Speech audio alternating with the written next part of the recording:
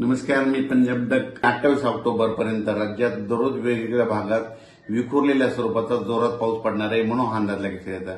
म्हणून हा पाऊस कुठे जास्त होणार आहे सगळ्यात जास्त सांगू इच्छितो की मराठवाडा, त्याच्यानंतर पश्चिम महाराष्ट्र, त्याच्यानंतर कोकण पट्टी आणि त्याच्यानंतर उत्तर महाराष्ट्र, म्हणजे ह्या 4 विभागामध्ये सगळ्यात जास्त पाऊस पडणार आहे म्हणून हा अंदाज लक्षात येतो. पूर्व आणि पश्चिमी विदर्भात देखील पाऊस असणार आहे, पण देखील भाग बदलत पडणार आहे, विखुरलेल्या स्वरूपाचा पडणार आहे, जास्त तिकडे प्रमाण नसणार आहे म्हणून हा अंदाज लक्षात येतो. पण राज्यात मात्र मराठवाडा, पश्चिम महाराष्ट्र, उत्तर महाराष्ट्र, कोकण पट्टी या भागात मात्र जोराचा पाऊस पडणार आहे म्हणून हा अंदाज लक्षात यायचा.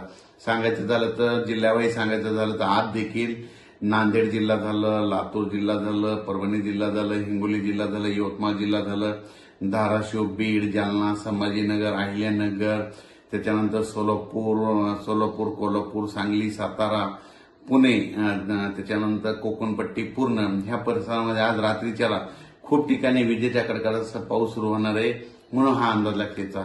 हा पाऊस सर्वदूर नाही, पण राज्यात मात्र रात्रीपासूनच चांगला पावसाला सुरुवात होणार आहे म्हणून हा अंदाज लक्षात यायचा.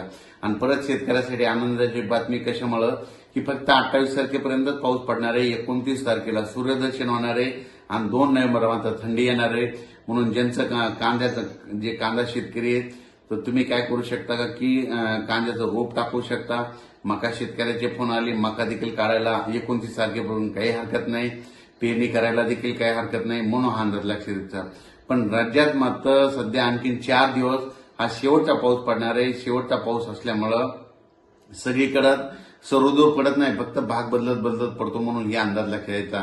म्हणजे हा शेवटचा राज्यातला शेवटचा पावसाळ्यातला शेवटचा पाऊस असेल.